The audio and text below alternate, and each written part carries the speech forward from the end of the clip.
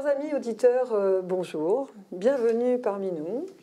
Aujourd'hui, un mot très important, la liberté. Une liberté particulière. Nous allons parler de la liberté en Christ. Autour de cette table, deux pasteurs de l'Église adventiste du 7e jour, André Villers, bonjour. Bonjour. Et Gaston Fernoc, bonjour. Bonjour. Nous avons depuis quelques semaines le plaisir de cheminer avec l'apôtre Paul. L'apôtre Paul a beaucoup parlé de la liberté en Christ. Avant de commencer cette étude, avant d'ouvrir la parole de Dieu, nous allons demander l'aide du Saint-Esprit et nous allons demander à Gaston de bien vouloir prier pour nous. Merci Seigneur parce que tu nous permets d'être là autour de ta parole, autour de ce thème, liberté en Christ. Alors nous réclamons la présence de ton Esprit Saint et permets que par cette étude, Seigneur, tu puisses toi-même nous enseigner ce que toi tu as à nous dire. Que ton nom soit béni, soit glorifié au nom de Jésus. Amen. Amen. L'homme est à la recherche de cette liberté. L'homme, même l'enfant, recherche la liberté. Et nous aujourd'hui, nous allons parler de cette liberté en Christ. Dans Galates, au chapitre 5, au verset 1, c'est pour la liberté que Christ nous a affranchis. Alors j'aimerais, avant de commencer, que vous puissiez nous éclairer, amis pasteurs, et de nous dire ce que l'apôtre Paul entend par liberté. Quand il nous parle de liberté, qu'est-ce qu'il veut dire? Alors, merci. Alors tout d'abord, on va chercher à définir le mot liberté, qui vient du verbe libérer. Et le dictionnaire nous dit ainsi que libérer, c'est de relâcher quelqu'un qui était retenu contre son gré. Et donc, pour en revenir à la définition de Paul, la liberté en Christ, Paul sous-entend par là que nous étions, avant d'être en Christ, esclaves ou prisonniers ou retenus contre notre gré. Et donc, le fait que Paul insiste sur libérer en Christ, il veut montrer par là que d'esclaves que nous étions, Christ nous a apportés, nous a libérés. On est esclaves de quoi? C'est la question qu'il faut se poser. Esclaves du péché. Alors, comme l'a dit Gaston, l'apôtre Paul se réfère à quelque chose qui était très courant à l'époque, c'est l'esclavage. Il y avait des hommes libres et des hommes esclaves. Et ceux qui étaient esclaves n'avaient aucun droit. Ils avaient des maîtres qui avaient droit de vie de vie ou de mort. Et donc, quand Paul fait référence à l'affranchissement, nous sommes affranchis en Jésus-Christ, il veut dire par là que nous sommes comme les esclaves, sans aucun droit, mais nous avons la possibilité d'être libérés. Et on pouvait être libérés à l'époque quand un maître nous rachetait et nous donnait la liberté. Et donc, il y avait cette possibilité. Donc, c'est ce que Paul utilise ici. Il montre que Jésus vient supplanter notre maître, parce que notre maître, dans la Bible, c'est le diable, parce que nous sommes prisonniers de lui dans le péché. Et lui, il vient et il nous libère et il nous accorde donc cette liberté. Mais alors, effectivement, ce qui est intéressant, c'est de replacer dans le contexte de l'époque. C'est vrai qu'aujourd'hui, nous n'avons pas... L'esclavage a été, Dieu merci, aboli. Mais c'est vrai que pour l'époque, il y avait finalement cette négociation entre un maître et un esclave. Et donc Paul se sert de ce vocabulaire pour toucher justement des personnes qu'il a autour de lui qui ne sont pas forcément familiers du vocabulaire du rachat du péché, puisque c'est un peu ce qu'on disait tout au début.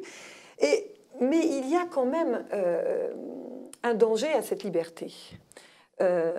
Donc, quel est le risque de cette liberté? Tout d'un coup, on se sent libéré. Chaque fois qu'on se sent totalement libéré, on a le risque de déraper. Pourquoi? Parce que la liberté, ça ne veut pas dire que l'on fait ce que l'on veut. Il y a un dicton qu'on dit libertaire, c'est que ma liberté s'arrête là où commence celle de l'autre. C'est déjà un principe, ça veut dire que quand on est libre, il y a quand même des limites. Et je peux faire beaucoup de choses, mais je ne peux pas tout faire et n'importe quoi. Il faut surtout insister sur le fait que cette liberté est en Christ. C'est-à-dire que comme dit l'apôtre Paul, Dieu, le Christ, nous affranchit de l'esclavage, du péché. Et donc ainsi, il fait de nous des hommes et des femmes libres, mais en Christ. Cela veut dire que être libre en Christ ne sous-entend pas ou ne donne pas le droit de faire ce qu'on a envie de faire. C'est pas parce que, en étant libre, c'est pas parce que j'ai envie de brûler le feu rouge que je vais le faire. Je me remets encore esclave. Et donc, celui qui est libéré en Christ, cette personne a les yeux ou les pensées focalisées sur ce que Christ attend d'elle. C'est-à-dire que Christ nous libère du mal, ce qui n'est pas bien, ce qui n'est pas bon, ce qui est mauvais. Donc, à partir du moment où il me libère de cela, c'est pour que je vive non plus dans le mal, mais dans ce qui est bien, ce qui est bon. Tout à fait. Et donc, je suis confronté à cet aspect.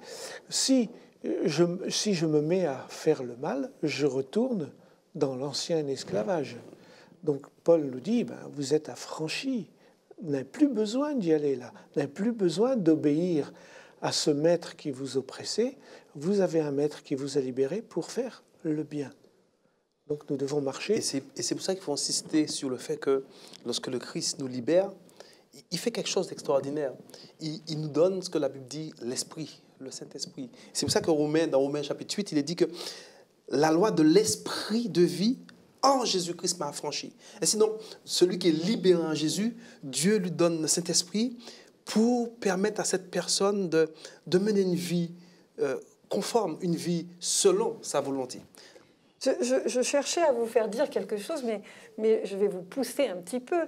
Il y avait quand même des dérives à cette liberté, et cette liberté à la fois qui peut être une liberté dans le libertinage, c'est une forme de liberté, et puis l'autre qui était aussi le légalisme. Ces deux aspects qui sont très contradictoires, mais qui sont tous les deux mauvais, et qui font partie justement d'un excès de liberté ou d'un excès de zèle. Ils sont tous les deux dangereux dans ce sens qu'on peut avoir l'impression d'être en accord avec la Bible, avec ce que dit Dieu. Le légaliste va mettre la loi en premier, sans comprendre ou accepter que le salut se fait d'abord par la foi et que c'est la foi en Christ qui nous amènera à la vie selon la loi. Et ce n'est pas parce que j'obéis que je suis sauvé. Donc ça, c'est une dérive qu'on peut avoir. On se croit libéré, et alors je suis libéré. Et on va finalement se rendre prisonnier de la loi. C'est ce que dit Paul principalement dans l'Épître aux Galates. Et puis il y a l'autre aspect, c'est de dire « Ah ben Dieu m'a libéré, donc je peux tout faire, Dieu me pardonne. Là où le péché abonde, la grâce surabonde, alors allons-y. » Et il y en a qui sont comme ça, j'ai eu l'occasion d'en rencontrer. Et c'est aussi une erreur, parce que Dieu nous sauve du mal. Et le mal, eh bien, à partir du moment où ce n'est pas selon les principes d'amour et de respect que Dieu nous donne, eh bien, on est à côté de la plaque. Excusez-moi de dire ça comme ça. Oui. Et Dieu, lui, attend l'équilibre. Et l'équilibre, c'est ce qu'il nous propose justement dans sa parole.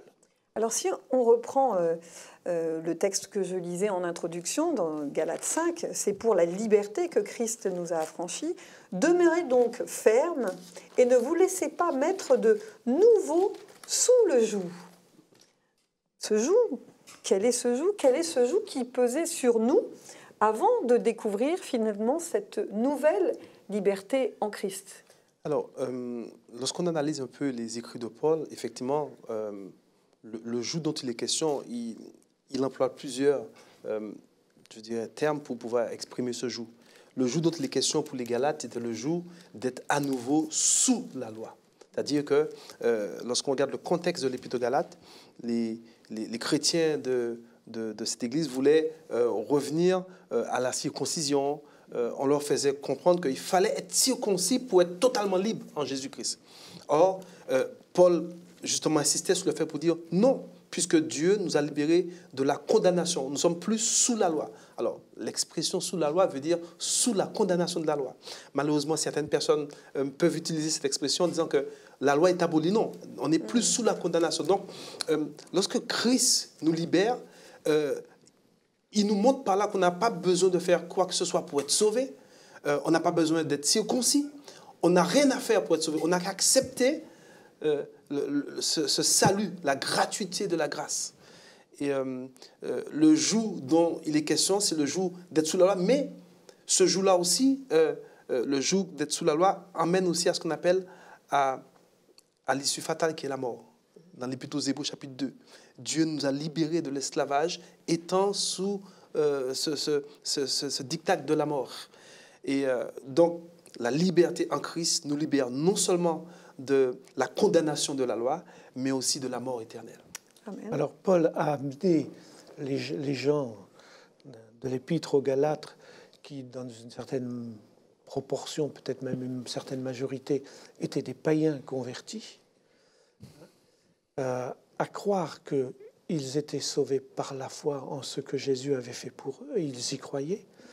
Et puis apparemment des gens, on dit des judaïsants, c'est-à-dire des gens qui sont peut-être juifs même carrément, qui sont convertis au christianisme, mais qui sont très attachés à la rigueur de la pratique juive et qui veulent absolument que ces chrétiens de Galate, par exemple, pratiquent la circoncision. Ils disent, si vous n'êtes pas circoncis, vous ne pouvez pas être sauvé. Et Paul dit, c'est un non-sens. C'est totalement un non-sens parce que Jésus a fait ce qu'il fallait pour que nous soyons sauvés. Des coutumes et des traditions qui ont fait qu'ils n'ont pas vu ou reconnu celui qui était venu accomplir ce qu'eux avaient pratiqué, en fait. Tout à fait. Et donc, c'est vrai que Paul va le dire, d'ailleurs. Hein, il dit que si on est obsédé par la pratique de la loi, finalement, la mort de Christ à la croix n'a plus aucun intérêt. Alors, juste pour rajouter un petit point, si vous remarquez bien, dans l'Épître aux Galates, Paul insiste sur le fait que il y a eu certaines personnes qui les ont influencés. Ils ont influencé un peu la théologie des chrétiens de Galate. Peut-être que nous aussi, nous sommes peut-être aussi influencés par certaines personnes qui risquent de vouloir nous imposer certaines choses. Il faut être ceci, il faut être cela pour être un bon adventiste, peut-être, un bon chrétien. Effectivement, je me dis, peut-être qu'il faudrait que, comme Paul le demande, il faut être vigilant, il faut rester attaché à ce que dit la parole, l'Écriture, pas sous ce que certaines personnes ont tendance à vouloir nous inculquer. C'est un danger. C'est un danger de rester dans l'équilibre, dans le juste milieu. Tu parlais du légalisme et du libéralisme. C'est vrai que c'est toujours difficile d'être dans le juste milieu, surtout pour l'être humain. Soit on est trop libéraliste ou trop égoïste. Alors, cette liberté que Christ nous donne, c'est Jésus veut qu'on soit dans le juste milieu. Pour cela, on a besoin d'une relation avec lui. On a besoin de laisser l'Esprit nous diriger, nous montrer quelle est sa volonté à notre égard chaque jour. Alors, Jésus qui cheminait avec ses disciples, dans Matthieu 19, les disciples vont demander à Jésus, « Maître, que faut-il faire pour être sauvé ?» Je parle de sauver liberté, sauver, libérer. Et qu'est-ce que Jésus va leur répondre dans Matthieu 19, finalement? Alors, il leur dit que c'est impossible. Alors, si c'est impossible pour nous d'être sauvés, comment Jésus, lui, s'y est pris pour que nous soyons libérés, sauvés? Alors, Jésus dit que pour l'être humain, c'est impossible d'être sauvé, mais Dieu, c'est possible. À Dieu, tout est possible. Donc, il faut faire la nuance. Bien quand sûr, même, hein. bien sûr. Elle est importante. C'est-à-dire que moi, je pourrais faire tout ce que je veux, je ne pourrais pas me sauver. Parce que je suis prisonnier. Et quelqu'un qui est prisonnier a du mal à sortir de sa prison. D'autant plus que, selon la parole de Dieu, la prison dans laquelle nous sommes est malheureusement inviolable pour nous. Donc on ne peut pas se sauver. C'est impossible. Mais Dieu dit, moi j'ai trouvé le moyen de vous sauver. Je suis venu dans votre prison et je vous sors de la prison. C'est ça que Jésus fait. Il vient dans notre chair, dans notre vie, et il vient vaincre le mal, le péché, et donc il nous sort de cela. Et il nous faut simplement croire qu'il l'a fait pour moi. pour nous. Et donc, à ce moment-là, je peux être sauvé. Parce que dans la question des disciples, ce que j'entends, et peut-être que je me trompe, c'était quelle œuvre faut-il faire pour être sauvé? Et c'est à cela que j'aimerais que vous puissiez répondre. C'est la seule œuvre que nous avons à faire, c'est une œuvre de foi, c'est croire. de confiance, de croire. C'est croire. D'accepter ce salut en Jésus. Mais j'aimerais ajouter également que nous n'avons rien à faire pour être sauvés. C'est clair. D'ailleurs, sinon, le Christ ne serait pas venu si on pouvait se sauver soi-même. N'est-ce pas? Donc, l'homme, comme dit l'Épître aux Éphésiens 2:8, c'est par grâce. C'est la grâce de Dieu qui nous sauve. Et ça, c'est au travers de la foi, l'œuvre de foi. Néanmoins, lorsque Dieu sauve l'homme, lorsqu'il sauve l'homme, la femme, eh bien, Dieu lui rend capable de mener une vie, tout à fait, une vie obéissante. Une vie qui n'est pas contraire à la loi, mais une vie qui, voilà, à ce moment-là, étant sauvée, cette personne prend plaisir à obéir à Dieu. C'est pareil, si chaque sabbat on va à l'église, c'est pas pour être sauvé, mais c'est parce que le sabbat est devenu un symbole de salut accompli en Jésus-Christ. Vous voyez, on peut essayer de comparer cela à une personne qui est sous une addiction. Une addiction, la drogue, le tabac, l'alcool, que sais-je. Et cette personne est incapable de s'en sortir tout seul. Elle a absolument besoin qu'il y ait une aide extérieure qui vienne. Quand cette aide extérieure est apportée, que la personne se trouve finalement libérée de l'addiction, eh bien, elle n'est plus sous la condamnation de l'addiction. Imaginons qu'un fumeur rentre dans une salle, un ex-fumeur libéré, du tabac, rentre dans une salle où c'est marqué « interdit de fumer ». Mais il n'a pas de problème avec ça, parce que cette loi-là n'a plus de portée sur lui, parce qu'il n'est plus fumeur, il est libéré. Par contre, s'il était fumeur, il est sous la condamnation de cette loi, parce que s'il fume, il est condamné. Donc c'est ça la libération que Christ apporte. Il nous libère de nos addictions, entre guillemets, qu'on appelle le péché, et la loi qui condamne le péché, comme nous sommes libérés du péché, ne nous condamne plus. Et il y a, dans Romains 8, ce verset que nous connaissons 8:1, parfaitement, il n'y a donc maintenant aucune condamnation pour ceux qui sont en Jésus-Christ et qui marchent non selon la chair, mais selon l'Esprit. Qui marchent par la foi, dans ce que Jésus a accompli pour nous. Alors, une petite question... j'ai remarqué, et je pense que vous avez fait cette expérience, que parfois nous n'avons pas beaucoup de respect pour ce qui est gratuit. Est-ce que, donc, vous voyez, ce salut qui nous est offert gratuitement par la foi, c'est tous les termes qu'on a employés jusqu'à maintenant, racheté du péché par la foi, par l'œuvre accomplie par Jésus uniquement, et je n'ai rien à faire. Est-ce que finalement ce don gratuit, est-ce que j'ai suffisamment de respect pour ce don gratuit qui a coûté cher? Alors, je dirais que c'est pas qu'on n'a pas de respect pour ce qui est gratuit, c'est que en fait, l'être humain a du mal à accepter ce qui est gratuit. Déjà, rendre un service, on a toujours tendance à dire combien que je vous dois. Et c'est inconcevable dans l'esprit de l'être humain du fait que Dieu, le maître de l'univers, lui donne un salut gratuit. Un salut, comme tu dis, il suffit simplement de l'accepter par la foi.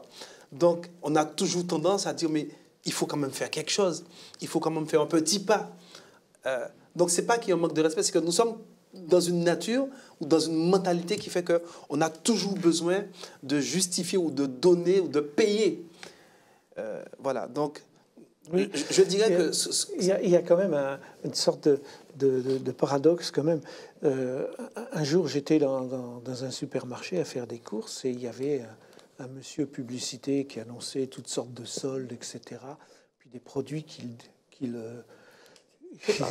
se débarrassait, quoi. Il liquidait. Et à un moment donné, il a dit, au rayon un tel produit, là, on vous l'offre gratuitement. Mais il y a plein de gens qui y sont allés, qui n'étaient pas venus du tout pour acheter ça, qui n'avaient peut-être certainement même pas besoin du produit, mais parce qu'on leur a dit que c'était gratuit, ils sont allés le chercher. Donc, quelque part, on est quand même attiré par ce qui est gratuit. Maintenant, mais par rapport à son intérêt. Oui, parce que, j'ai quelque chose de gratuit. Bon, peut-être qu'il y en a qui ont dit, je vais le revendre après. Ça, il y en a qui pensent comme ça aussi. Hein. Mais voilà, on est attiré. Mais quelle est la notion de valeur que l'on apporte à ce qu'on a eu gratuitement? Et c'est là le souci. C'est que souvent, quand on a quelque chose de gratuit, on considère que ça n'a pas de valeur. Parce qu'on n'a rien dépensé pour, etc. Et inconsciemment, eh bien, ça n'a pas beaucoup d'importance. Même si on vous donne un objet qui a beaucoup de valeur gratuitement, vous aurez tendance à considérer que ça ne vaut rien. Même si, en réalité, c'est quelque chose qui vaut cher. Et c'est ça le paradoxe. Et donc, on est attiré, parce que, bien sûr, quand on fait des économies, ça fait plaisir, mais en même temps, eh bien, on dit, ça ne vaut rien. Et c'est un peu la même chose, c'est le problème que l'on a avec le salut. Tout à fait. Quand on propose le salut gratuitement, beaucoup hésitent. Je me rappelle, il n'y a pas si longtemps que ça, je parlais de ça avec quelqu'un qui me disait, c'est vrai ce que tu dis. C'est vrai ce que tu dis. Non, Dieu efface tout comme ça. Non, c'est pas possible. C'est pas possible. J'ai du mal à croire ça. Je dis, pourtant, c'est la vérité. Et c'est ça, c'est ça le problème, c'est qu'on a du mal à croire que Dieu est un Dieu qui aime tellement l'homme qu'il donne gratuitement le salut. On est tellement habitué, malheureusement, à ce que chez nous, tout doit se payer, et plus c'est bon, plus c'est intéressant, plus c'est fort, plus ça coûte. Hein, vous voulez avoir la meilleure des voitures, il va falloir mettre des milliards. Hein. Excusez-moi. Mais en général, les gens du peuple se consolent de la 2 chevaux. J'ai rien contre la 2 chevaux, c'est une image. Hein. C'était une très bonne voiture. Hein. Eh bien, voilà. Et on a l'impression que si on n'a pas mis le maximum, on ne peut pas. Et quand Dieu vient nous dire, mais t'inquiète pas de tout ça, moi j'ai tout payé déjà. J'ai tout payé. J'ai donné la valeur de ma vie pour te sauver. Ça ne nous coûte rien, alors on a du mal avec ça, on a du mal. Alors justement, puisque pour nos auditeurs ce matin, j'aimerais que vous puissiez nous dire comment vivre cette vie libérée en Christ. Comment, finalement, là, on disait que les gens ont du mal à croire à ce don gratuit. Comment montrer, comment vivre cette vie libérée en Christ, comment donner envie à ceux qui nous écoutent ce matin d'accepter ce cadeau, ce don précieux, cette nouvelle liberté retrouvée. À cette personne, je lui ai montré que la Bible s'appelle la vérité. Avec un certain nombre de textes, Jésus dit, par exemple, en parlant de Dieu, ta parole est la vérité. Alors je dis, si Dieu a pour parole la vérité, quand il dit quelque chose, c'est vrai. Donc quand il te dit, je te donne gratuitement le salut, c'est vrai. Et quand tu dis, non, c'est pas possible, qu'est-ce que tu fais? Tu dis que Dieu ment. Alors, est-ce que Dieu ment? Alors, il me dit, ah ben non, Dieu ment pas. Alors. Et finalement, il m'a dit, bon, je résume, parce que ça, une discussion était un peu plus longue que cela. Il m'a dit, mais c'est vrai, tu as raison, André. Tu as raison. Et le simple fait d'y croire transforme l'être humain. Tous ceux qui sont passés par là pourront vous le dire, hein, les auditeurs qui nous écoutent, s'ils y sont passés ou ceux qui n'y y sont pas encore passés ont peut-être des doutes, mais quand on y croit, il se passe quelque chose d'incroyable.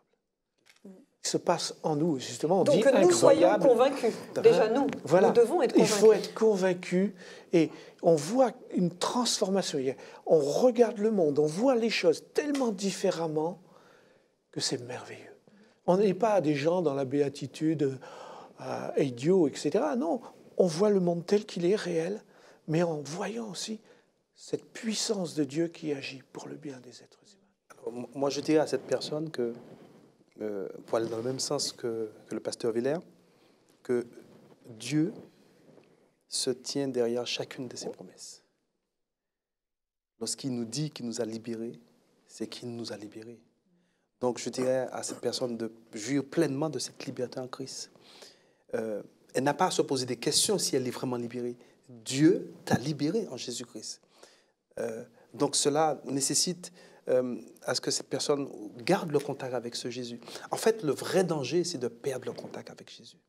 Lorsque Paul dit dans sa parole, « Travaillez avec crainte et tremblement à votre salut », à quoi devrions-nous travailler? à être en contact pas avec faire, Dieu. voilà.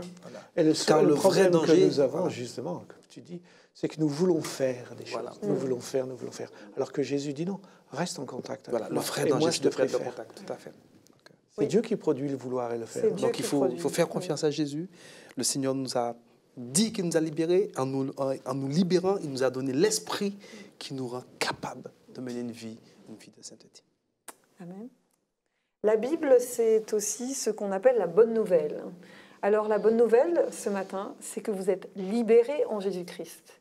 Libérés en Jésus-Christ, ça veut dire que vous n'avez rien fait pour ça, que Christ l'a accompli pour vous, mais que c'est un don précieux, c'est un don gratuit, mais il a coûté cher. Et nous devons effectivement garder ce contact avec ce Jésus, parce que c'est lui seul qui peut vous convaincre que vous êtes libérés chaque jour, parce qu'il y aura des moments de difficulté. Ça ne veut pas dire que nous n'avons pas de difficultés dans la vie, mais ça veut dire que nous dépassons les difficultés parce que nous sommes libérés en Jésus-Christ et que nous avons confiance en lui. Merci de nous avoir écoutés. Merci, pasteur. Merci pour tous ces éclairages. Et nous vous disons à très bientôt pour une nouvelle étude.